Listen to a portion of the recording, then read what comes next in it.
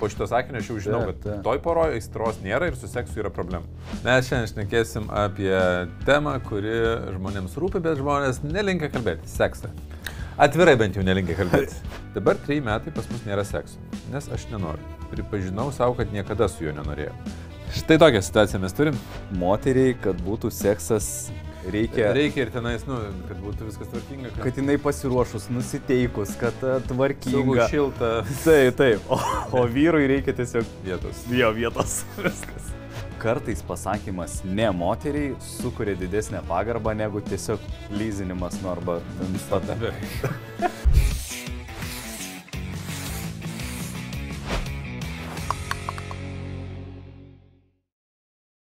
Gerai, sveiki. Labas visiems. Apie ką mes šiandien šnekėsim? Apie skiriamis jokauju. Mes šiandien šnekėsim apie temą, kuri žmonėms rūpi, bet žmonės nelinkia kalbėti - seksą. Atvirai bent jau nelinkia kalbėti. Taip. Tai šiandien sekso tema. Tiksliau, mes turim sulaukę klausimo iš vienos žiūrovės. 3 metai nėra intimumo. Ir tie 3 metai be sekso turbūt jau skauda. Ir dėl to yra didelis klausimas. Parašykite iškart komentaruose, ar įdomi tema apie seksą, ar norėtumėte dažniau apie tai pakalbėti, kad mes pakalbėtume. Jūs greičiausiai ir jūs namie pasikalbėsit. Tai mes pagalvosim, gal ką nors pasikviesti svečius pakalbėti apie seksą. Bet aš pagalvojau, kad jeigu mes kviestumėmės kažkokį ten seksologą, kuris ateina čia ir pasako istorijas, tai būtų įdomiau, kad jisai pasakotų ne kokios nors ten savo statistikas arba dar kažką, bet gal jūs turit komentarų ir užduotumėt klausimų, kaip vienoje ar kitoje situacijai elgtis ir tada mes jį pasikviesdami duotumėm jūsų situacijas. Taip, žodžiu, pakomentuokite, jeigu turit. Taip, pakomentuokite, ar įdomi tema, ar būtų įdomu daugiau apie tai pakalbėti, o mes šiandien paanalizuosim klausimą. Prieš analizuojant, būtinai paspauskite mygtuką, kad jums patinka. Jeigu dar neprenumeruojat, paspauskite prenumeruoti, varpelį, kad sulauktumėte priminimo apie kitus epizodus. Ir aišku, prisijunkite prie Contribui rėmėjų, ypač tie, kurie nori daugiau informacijos. Mes jau pradėsime daryti, jau šitas epizodas išeis, kai mes busim jau pradėję. Mes jau esam pradėję gyvus susitikimus. Gyvus susitikimus su žmonėm, kurie yra mūsų rėmėjai, kur mes atsakom gyvai klausimus ir kūrėm bendruomenę, kurie kartu gali tobulėti santykių temam. Tai prisijungit prie Contribui, pasižiūrėkit, kuris rėmimo būdas ir kaina jums yra priimtiniausia. Labai laukiam jūsų ten. Jūs sulauksite iš karto kokių 3-4 epizodų į priekį, kurie yra išėję. Pavyzdžiui, šitas epizodas spalį išeis Contribui, o jūs jį žiūrite ne lapkritį, gruodį. Jie žiūrės tik gruodžio mėnesį šitą. Okay. Nebent tu sakai, ten kažkas keisis grafikė. Nebent ką nors sukeisi, bet žodžiu, suprantat, keli mėnesiai prieš jūs laukite epizodų. Ir tai paremkit mūsų Contribui, o mes jau norėjau sakyti pusėm, bet gal įketvirtėjom, kad jau kokį ketvirtį kaštų mūsų dengia Contribui rėmėjai, tai ačiū visiems, kurie mus remiat. Taip. Einam į situaciją. Einam. Labai įdomu. Taip, aš paskaitysiu, kaip aš skaitovų konkursą. Sveiki, pabandysiu aprašyti situaciją. Su vyru kartu 8 metai, 2 vaikai. Kaip dabar viską pergalvojusi matau, kad mūsų santykiai buvo paremti jo meilę man. Kai mes susipažinome, jis man davė meilę ir dėmesį, manęs visaip siekė. Aš buvau įskaudinta, nusivylusi santykiais. Aš sėdėjau aukos pozicijoje. Jis mane tarsi išgydė. Buvo tas, kuris rūpinosi, tarsi atstojo tėvo poziciją. Aš jį padariau laimingą, nes buvau su juo. Kaip jis sako, su jo laimė. Ok. O aš jį visada mylėjau kaip draugą, kaip žmogų. Dabar 3 metai pas mus nėra sekso, nes aš nenoriu. Pripažinau savo, kad niekada su juo nenorėjau. Nepatinka man seksas su juo. Ir tokių jausmų jam niekada neturėjau ir neturiu. Sekso pas mane būdavo labai retai. Mes turėjom tą problemą nuo pradžių, bet apie dramblį kambaryje nekalbėdavome. Abu tikėjomės, jog kažkas pasikeis. Jam visą tai atsargiai išsakiau, nes pradedame kalbėti mano iniciatyvą, kad sekso abiem trūksta. Jis nori su manim. Aš nenoriu. Nenoriu su juo. Aš realiai neįsivaizduoju, iš kur mūsų 2 vaikai. Haha. Tarsi buvau ne aš. Vaidinti nebenoriu ir nebegaliu. Stengtis čia irgi, nes jau stengiausi ir per save lipau. Jam tą pasakius lyg akmuo nuo širdies. kaip gera vaidinti nebereikės. Tada jis teigia, kad gali prisitaikyti ir gyventi su manim be sekso, nes aš jo laimė. Nors sutinka, kad to labai trūksta. Aš taip pat pripažįstu, kad noriu sekso, noriu dar tą patirti, dar nebuvau neištikima, bet noriu. Tarsi negaliu sau leisti, bet noriu. Kyla tokios mintis. Su mano vyru sunku išsiskirti, nes jis toks idealus šeimos žmogus, puikus tėvas, gal mano tėčio priešingybė, dar toks prilipęs prie manęs. Man didelis pasimetimas, kaip gyventi. Iš proto, kuris sako, mes viską turim, namai, vaikai, mylintis vyras, o širdis neturi jam jausmų. Aišku, jį myliu kaip žmogų, bet jaučiu, kad negyvenu pilna širdimi ir nespinduliuoju meilę jam atgal, taip kaip aš moku. Nejaučiu jam to, ką jis jaučia man. Matau jo lūkesčius, aš jų patenkinti negaliu. Jis toks visada alkanas manęs trūkume. Domiuosi saviugda ir visos gyvenimo sferos pagerėjo, bet santykiai esam labai arti skyrybų. Vyras pas psichologą eiti nenori. Tarsi atrodo gyvenam dėl vaikų, bet kartu ateina suvokimas, kad rodome jiems blogą pavyzdį. Būtų įdomu išgirsti jūsų nuomonę, kažkokias įžvalgas iš vyriškos pusės. Ačiū, tai man yra labai daug. Nu, sudėtinga situacija. Štai tokią situaciją mes turim. Aš dar pasiliksiu atsivertęs, nes kai kurios sakinius, atsiversiu ir paskaitysiu šitus sakinius, kuriuos norėsiu pacituoti po to. Aš tai jau sakiau kažkada, kad man atrodo labai yra sunku atkurti arba sukurti, ko nebuvo pačioj pradžiai. Ir tas pradžiai net ir įsimylėjimas, kuris praeina, vis tiek yra tam tikras signalas. Ir jeigu santykiai susikuria tokiu kompensaciniu mechanizmu, kai jinai aukos pozicija, jisai kaip ir gelbėtojas buvo, nu... Sakai, kad pasmerkti už šitos santykius reikia. Ne, aš sakau, kad labai sunku. Nes, žinai, daug lengviau atkurti, kas buvo ir ten dėl kažkokių dinamikos gali įžvelgti, kada dingsta ten ir taip toliau. Bet čia dar vienas yra pavyzdys, kur tu atrodo viską turi ir kad nėra aistros ir, tarkim, saugumas ir užtikrintumas. Tai aš taip pabandysiu nuo pradžio atpainioti žodyną, nes čia plemba, ką aš norėjau pasakyti ir pacituoti, tai kad yra labai sumaišyti žodžiai. Nes mes... Intimumą ir aistros. Jo, intimumas, aistra sumaišyta. Meilė, įsimylėjimas, aistra, viskas plakama į vieną. Ir tada, kai mes pradedam šitais žodžiais operuoti ir sakyti, jis mane mylėjo, aš jo ne. Tai čia labiau yra tai, kad jisai labiau aistrą jautė man, o aš nejaučiu jam aistros. Turbūt yra apie tai. Aš aišku tik spėju, nes čia yra tik tai laiškas, ar ne?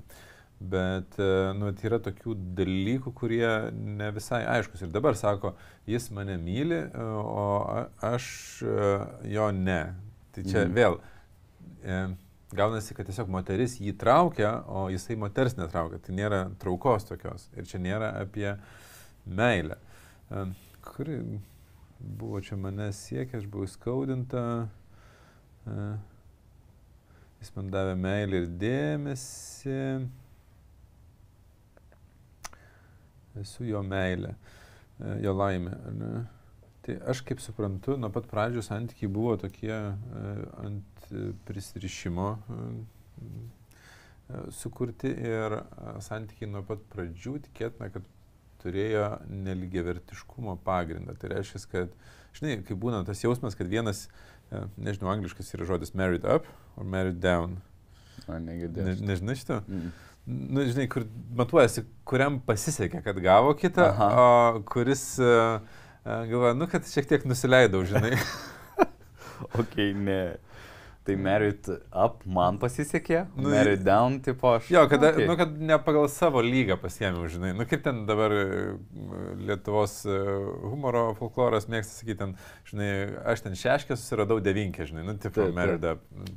Ir, o married down, tai, kai aš, žinai, ten buvau maždaug 8-9 ir susiradau ten 7. Nu, tai iš tos pusės panašu, kad bent jau tai, ką pasakoja, tai kad jinai jam buvo siekiamybė. Nu, kad maždaug. Ir jam savotiškai pasisekė, kad tuo metu jam buvo įskaudinta ir dėl to... Bet žinai, kas man keista, pavyzdžiui, kad jie sako, pas mus nėra sekso, bet abudu pripažįsta, kad nori, jau pradeda apie tai šnekėtis, kad faina, kad pajutė tokį momentą, kad va, aš prisipažinau, kaip jaučiausi ir kad jau ramu, kad nebereiks meluoti. Tokie faini išgyvenimai, bet keista, kad Nu, bet čia aišku, galbūt gyvenimo būdas arba tas nepatyrimas, nes aš jeigu turiu challenge, kur... Iššūkį. Jo, iššūkį, kad aš noriu, bet negauna arba nesigauna, tai aš dedu visas pastangas, kad tai išspręsti. Ir, pavyzdžiui, jisai nenori pas psichologą eiti. Jau man čia toks red flagas, tai tada ką kitaip daryti. Nes man žinai, atrodo... Bet ir vėl, kai mes skaitom tik tai laišką, aš negalėčiau teikti, kad labai aišku, kad, pavyzdžiui, nenorit pas psichologą. Gal žmogus yra turėjęs patirties pas psikologą ir buvo prasta labai. Ir tada galvoju, tiesiog aš, pavyzdžiui, žinau tokių žmonių, kur sako, aš ten neįsiu pas psichologą, mes buvom ten kelis kartus, visiškai nesąmonė buvo. Ir natūralu, kaip gali žmogus sakyti, eisiu vėl į tokią pat nesąmonę. Bet ir pateikimo, aišku, žinai, jo, bet nueina ten pas kažkokį konsultantą, būna visiškai kitaip, kuris yra ne psichologas. Patyriminiam renginį ten, žinai, visiškai kitaip galbūt, arba atvirkščiai, oi, dabar reikia pas psichologą.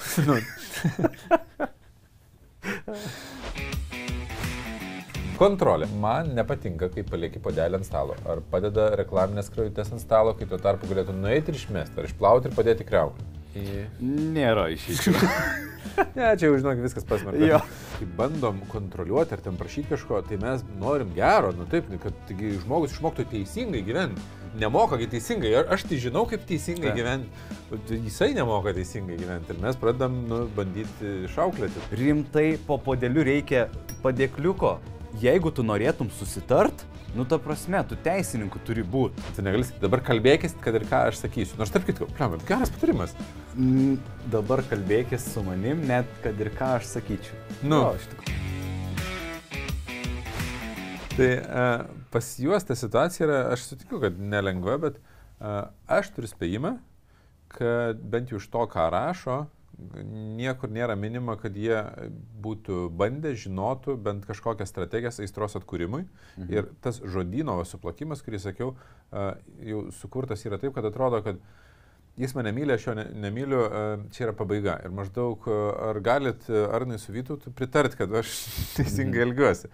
Ir, nu, žinai, čia dažnas yra scenarijus rašančių žmonių, kurie ten ir asmeniškai rašo, man norisi rasti kažkur užtarimą, kad aš atrodo teisingai elgiuosi, nes yra, atrodo, baisu griauti, idealus vyras, geras tėtis, šeimos žmogus, vaikai yra, viskas yra. Ir dabar griauti, reikia kažkokio lyg ir pritarimo.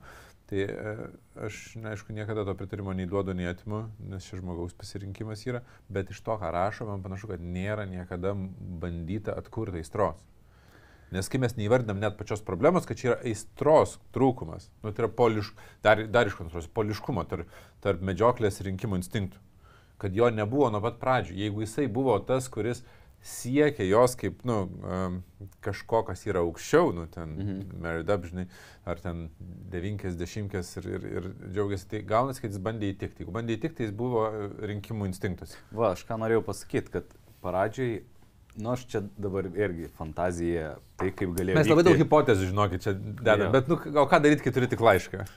Tai aš galvoju, pafantazuosiu, kokia galėjo būti dinamika. Kad pradžiai, kol jos poreikiai buvo kažkokie nepatenkinti ir turėjo žaizdų, jisai davė jai kažkokį resursus, tos poreikius patenkino ir ko dažniausiai įtariu jai reikėjo. Jeigu buvo įskaudinta, saugumo ir užtikrintumo. Taip, jeigu buvo įskaudinta, jai reikėjo saugumo, užtikrintumo, reikėjo, kad kažkas tikrai jos siektų ir tikrai neatstumtų, nepaliktų ir tada... Taip, ir va čia iš draugo rolės jisai, žinai, arba globėjo ir draugo rolė labai puikiai tiko.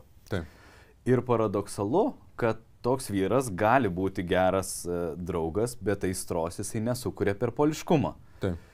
Ir vat aš norėjau daryti iš pradžių prielaidą, kad jie per visus šitus laikotarpį ištobulino intimumą ir dabar, žinai, atvirkščiai aistros laikotarpis, bet aš galvoju, kad galbūt net ir intimumo šičia yra labai paviršutiniškas dalykas, nes kai tu eini intimumą per kažkokias praktikas, išgyvenimus, per sąmoningą tokį dalyką, tu iš tikrųjų matai, kaip jisai jaučiasi, kaip jinai jaučiasi, atsiverdinėjai tose dalykuose, kur yra nepatogu, apie tą, žinai, seksą ir taip toliau.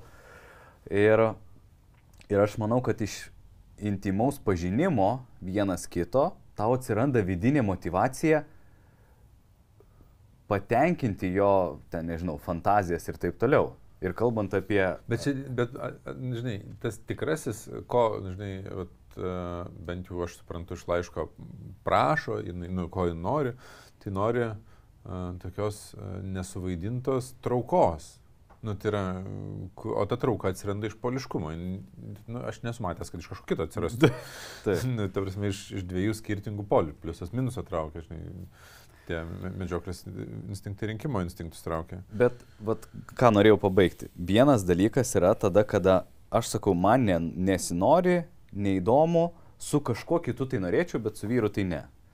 Ir man atrodo, kad čia yra jau tam tikra siena pastatyta, nes iš dalies tu kaip esantis partneris, tu nori patenkinti ir kito poreikius, nepaisant to, kokie yra pas tave poreikiai. Ir tuo domėtis kokiais būdais. Bet kadangi santykis nuo pat pradžių yra nelygiavertiškas, nes aš buvau įskaudinta, jis man pataikavo, aš taip sutrumpinu, ir man buvo saugu, tai santykėje aš tada, jeigu aš esu moters pozicijoje, būnu įpratus gauti, ta prasme, kad jis pataikautų man, aš nesu įpratus atgal duoti.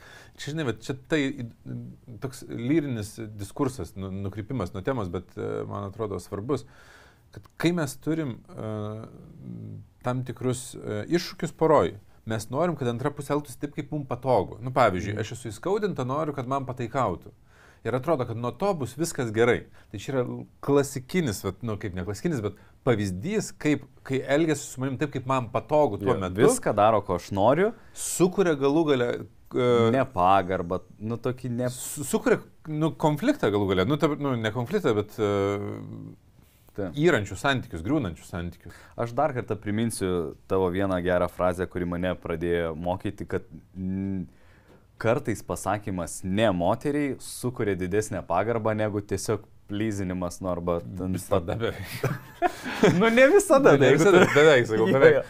Bet, o jeigu būtų tuo metu vyras elgęsis ne taip, kaip jinai nori, tai jinai būtų priversta tuo metu spręsti savo emocinius iššūkius, augti, ir atitinkamai santykiai turėtų šviesesnę ateitį.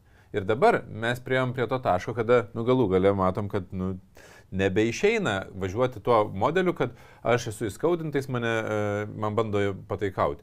Tai reiškia, kad mes norėdami atkurti aistrą turim apkeisti tuos vaidmenis, surasti savyje drąsos, pabandyti visiškai naują elgesio modelį santykiuose. Ir tas nėra lengva, patikėkit, aš nežinau, kiek jūs esat pasiryžę, tie, kas esat panašioje situacijoje, ar galų galia, kas klausė šito klausimo, kiek esat pasiryžę dėti pastangų, nes čia yra tikrai ne savaitės reikalas. Žinai, šiandien sulaukiu atsakymą, žmogus parašė klausimą man Instagram'e, Facebook'e. Aš atsakiau į tą klausimą, žmogus labai gynybiškai sureagavo, normalu, nes aš ten neturėjau galimybės gražiai prieiti, tiesiog tu atsakai tiesiai į klausimą, ką paklausė. Ir klausimo esmė buvo, ar mes netinkam viens kitam maždaug. Aš matau, kad ten klasikinė klaida daro, kritikuoja savo antrą pusę ir tikisi, kad antra pusė pasikeis ir antra pusė nenori keistis, kai aš kritikuoju. Koks šitai keistenybė, žinai. Taip. Ir, aš galų galę ir Voice susitiktavau dar ten patarimų, praėjo 6 dienos, man rašo, išbandžiau, nors šiokie tokie pokyčiai matosi, bet kadangi nepasikeitė, aš manau, kad mes vienas kitam neskirti po 6 dienų. Ir žinai, tai čia toks variantas, kur žmonės galvoja, pabandžiau, per šią savaitę nepasikeitė santykiai. 30 metų mes gyvename, per savaitę nepasikeitė, baigiam, žinai. Tai ir čia, jeigu mes, aš nežinau, kiek jie prašė, kiek ten metų, 8 metus kartu. Bet žinai, kas 8 metus, tai tikrai, ten kelių metų darbas yra pabandyti apsukti santykius. Ir aš nesakyčiau, kad yra garantija, kad išsispręs, bet yra bent jau tikimybė, kad išsispręs, arba kita tikimybė, kad jeigu ir neišsispręs, jūs galėsit likti geruose santykiuose, net ir eidami skirtingais keliais, jeigu matysit, kad, aš negaliu tiek pastangų dėti arba tokiam modelėje gyventi. Žiūrėk, aš manyčiau, kad jeigu reikia kažką išspręsti, tai turi keistis visa santykių dinamika. Nu, gerai, atmaišykim žmonėm kelis dalykus, nes mes taip kalbam, aš suprantu, kad mes žinom, bet gal kažkas pirmą epizodą įsijungęs, o niekada neklausė. Tai pirmas dalykas žodynė, jau kalbėjom, yra aistra ir yra intimumas.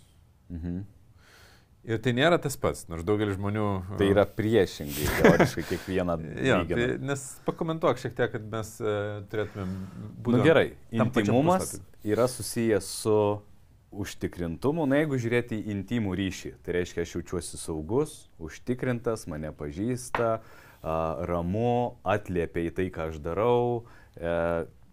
Mes esam tokie intimoj saugumo oaziai. Ir kuo didesnis intimumas reiškia, tuo didesnis pajautimas, supratimas, daug potyrių sujungia ir taip toliau. Ar mes galim į intimų ryšį įeiti su visiškai nepažįstamu? Galim bandyti, bet tam vis tiek reikia labai daug laiko pasiruošimo ir taip toliau. Bent jau bus pereinamasis laikotarpis toks įėjimas. Tai. Kai tuo tarpu aistra yra priešingas dalykas, tai reiškia, kad ar mes galim sakyti, kad gerai, rytoj 14 val. Tu mane aistringai paimk, nurenk, pasimylim, tai 14 val. Kurioje vietoje, ten. Ir nesigaus aistra, nes aistra yra netikėta, daug energijos, gali būti triukšmas, nepatogu ir taip toliau, kur tu...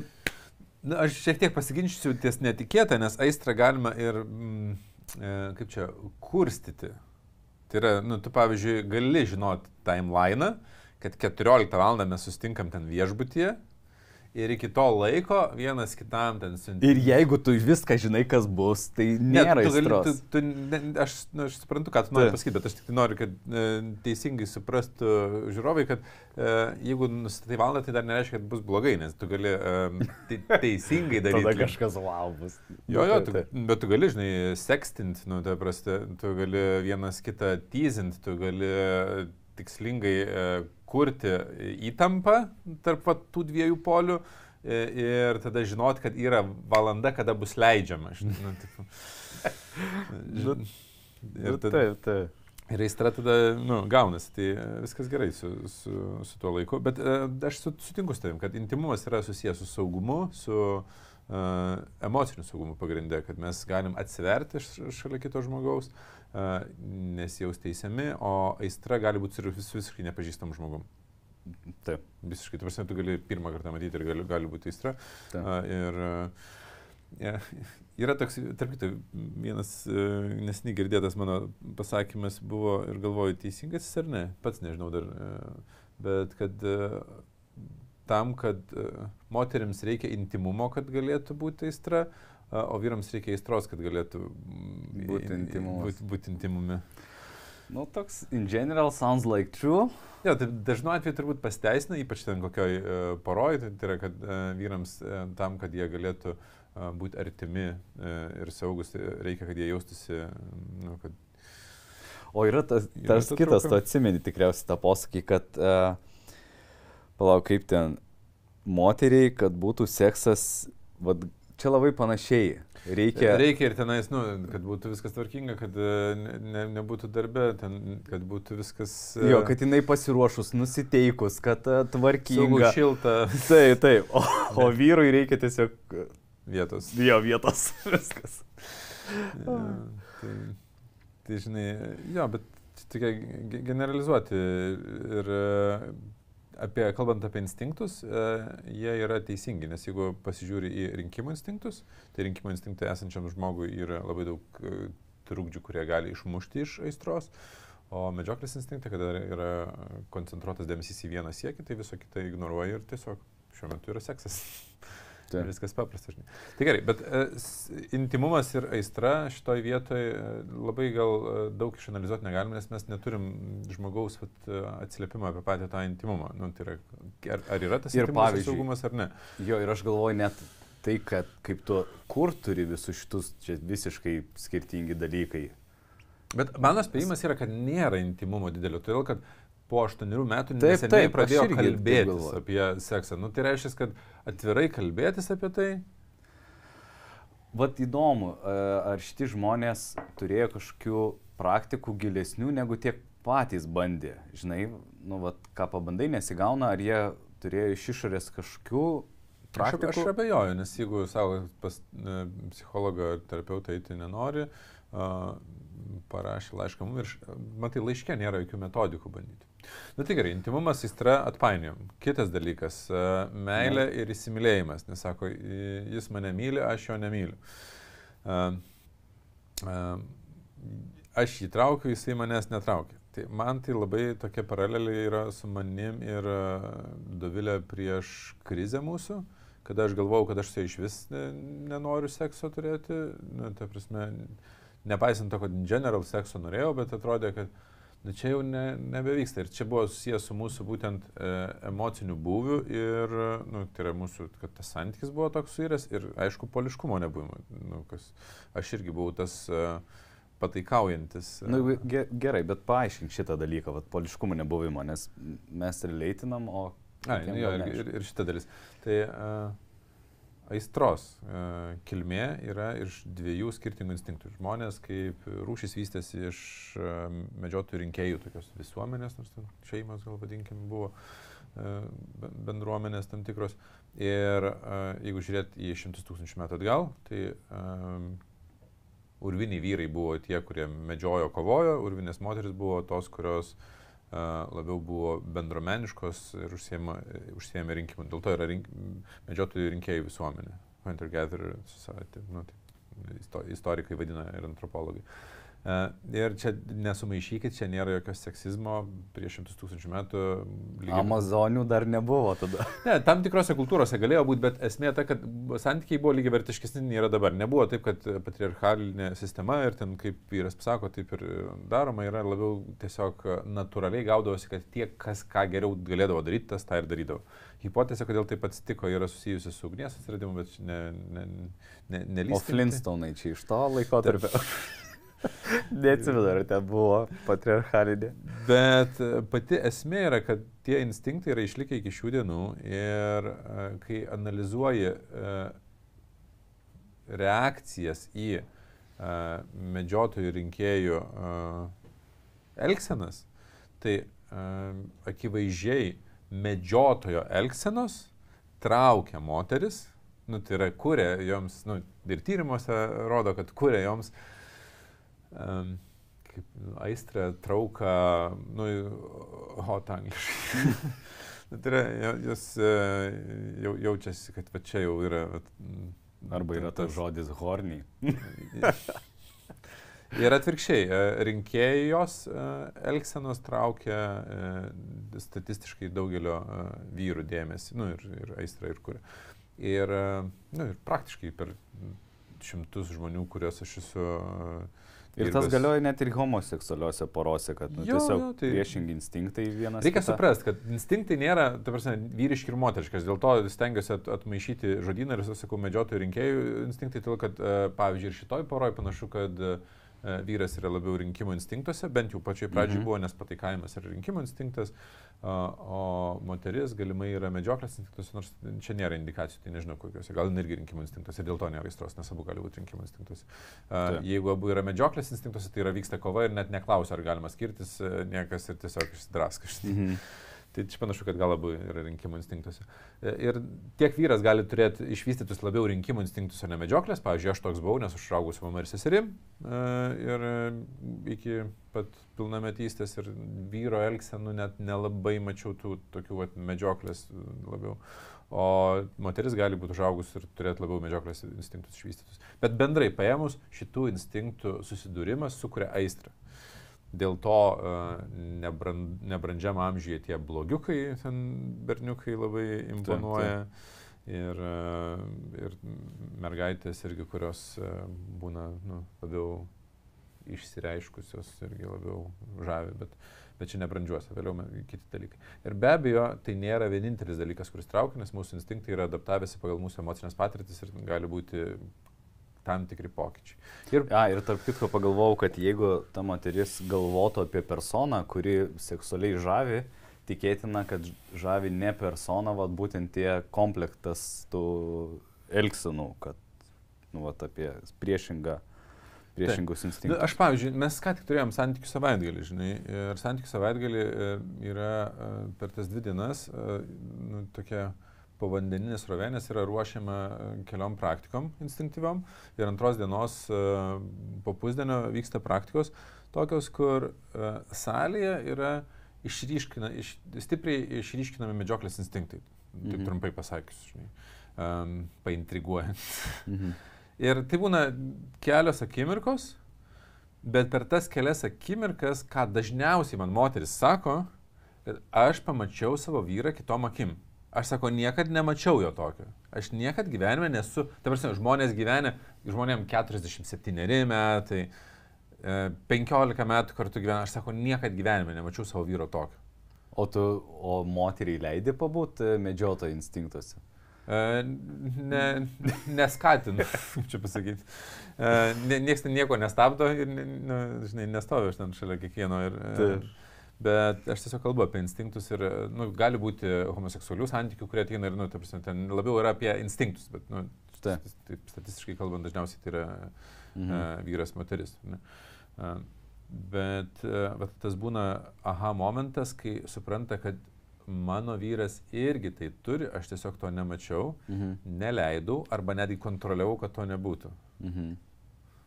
Nežinojom, žmonės kontroliuoja, nes galvoju, tai aš viską gerai darau. Paleisti laisvę, tai žinai, taip. Kas iš jo bus. Tai, nu, vat, tas procesas vis dėlto, aš, pavyzdžiui, žiūrėdamas į tą situaciją, sakyčiau, vat, kadangi niekur nėra net užsiminta, kad mes bandėm atkurti aistrą, ne tiesiog nuėję į masažą ar į pasimatymą, nes čia nėra aistros atkūrimas, o realiais veiksmais.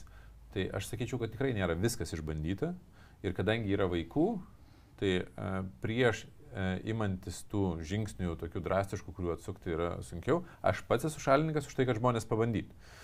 Bet su sąlyga, kad jie yra pasiryžę įdėti pastangų, nes pastangų reikės tikrai nemažai. Nu, žinai, čia reikia arba asmeninių konsultacijų, arba važiuoti kažkoks renginius, patirtis ir vienareikšmiškai reikės dėti nemažai laiko, resursų. Ir vat ką norėjau pabrėžti, kai tu bandai atkurti tokius labai subtilius dalykus, aistra ir intimumas, čia sąmoningumas tokią mažą rolę duoda, nes čia yra viskas per išgyvenimą dažniausiai ir patirtį. Čia patyrimai. Taip. Tik patyrimai. Ir kur maždaug tu... Tai mes čia pasišnekėkim. Aš žinai, kaip naudoju tą pavyzdį, kaip apie tą, pavyzdžiui, patirtį, kaip pamato ten vyrą, kaip nupasakot orgazmą. Nu, tu gali nupasakot žmogų, kuris nėra patyręs orgazmą. Nu, tipo, čia, žinai, tau bus labai gera, ten visą kūną apims. Bet kol tu nesipaidas, tu nesupranti, kas tai yra. Ir kaip... Meilės ar įsimylėjimo orgazmo, tu negali. Taip, bet tai yra kažkas tokio, kas kai nutinka, tada supranti, apie ką buvo. Va, čia buvo tas. Ir tada jau, žinai, tu nebegali nežinoti tų dalykų. Bet tie lūžiai yra reikalingi. Mes po to padarysim turbūt tokį kontribį, žiūrovom su patarimais, konkrečiais resursais, kur galima nueiti ir ką galima pasižiūrėti, jeigu yra panašios problemos, arba, gal ne tokios ryškios, bet jeigu yra panašių problemų, žinai, kur, kas ir kaip.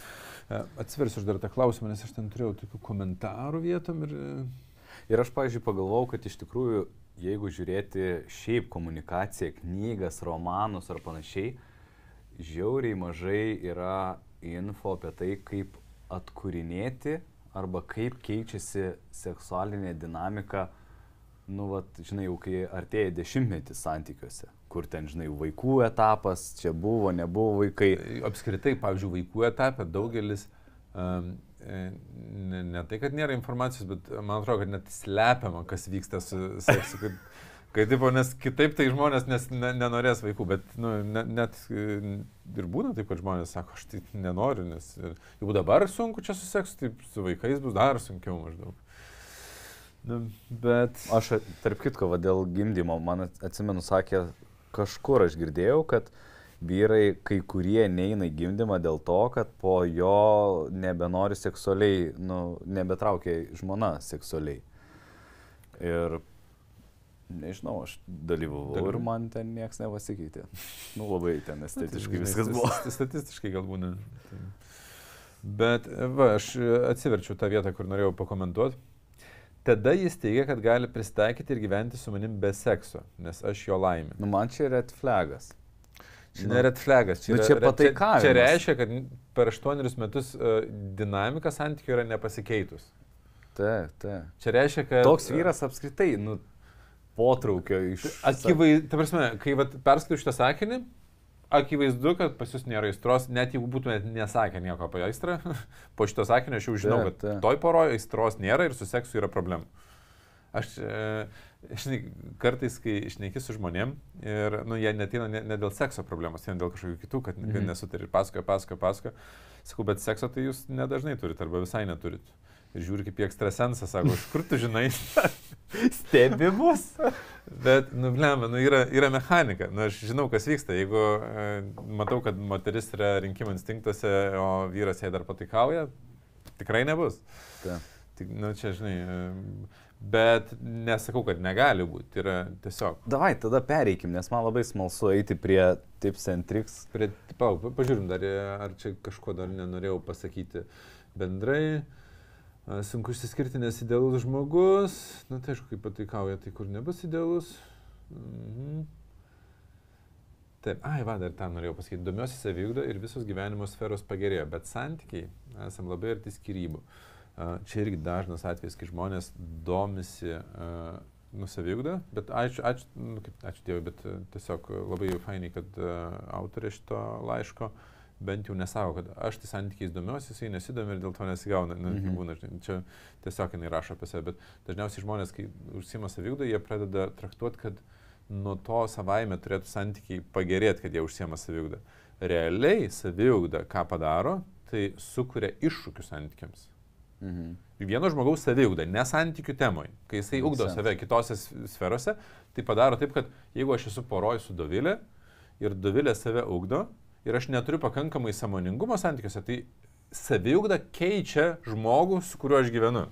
Aš esu jau pripratęs, kaip mes daug kartų esam šnekėję apie per greitus pokyčius, kur, žinai, aš dvasingas pasidariau, kur tu prieš tai ten niekinai tokius žmonės ir tada... Kaip man dabar gyventi su nauja Dovilė, pavyzdžiui, ne? Dovilė pasikeitė, kaip man dabar... Ir jeigu turi sąmoningumą ir supranti, kad santykiai yra skirtumų valdymas, tai that's okay, ta prasme, tu susitvarkysi su tuo. Bet jeigu tu neturi kompetencijų, ką daryti su pokyčiais, tai, ir ypač esi dar emociškai jaunas toj srity, ta prasme, nesvarbu amžius, bet kad dar nesipratęs, tai tada blogai, labai blogai gali būti. Nes tu staiga turi naują to paties vardo ir pavardės partnerį, tiesiog pasikeitusi. Tai, tai va. Gerai. Tai ačiū visiems, kas žiūrėjot viešą epizodo dalį klausimo. Mes pereinam ir užsidarom į Contribui. Jeigu jūs irgi norite būti išskirtinio, ekskliuzyvaus Contribui klubo nariai, skiriamės juokauju. Davai, varom. Tai prisijunkit, nueikit, pasižiūrėkit, paremkit ir pamatysit ir istorijų tęsinius su patarimais ir mūsų visokiam asmeniniam istorijom ir netgi susitiksim gyvai. Ačiū visiems, kas žiūrėjot. Spauskite like, subscribe ir iki pasimatymo kituose. Yra daugiau porų be sekso, nei mes galim įsivaizduoti, žinai. Tai va, aš, pavyzdžiui, kaip tik galvoju, žinai, kad Contribui galiu šitą pasakyti, nes... O aš noriu, kad manęs norėtų. Žinai, ar noriu pradėti norėti. Tai gerai, tai reikės skirti tam pastangų. Dabartiniam taške aš įsivaizduoju, kad jie, bent jau jinai yra sukūrusi jau nesuderinamumo istoriją, kaip aš vadinu. Kad mes jau esam linkę būti atskirai, nes mums neįmanoma kartu ir aš buvau tokią sukūręs apie Dovilę.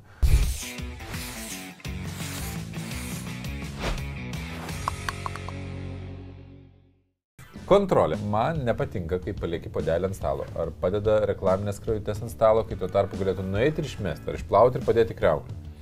Nėra išeičių. Ne, čia jau žinok, viskas pasmerkta. Kai bandom kontroliuoti ar ten prašyti kažko, tai mes norim gero, taip, kad žmogus išmoktų teisingai gyventi. Nemoka teisingai, aš tai žinau, kaip teisingai gyventi.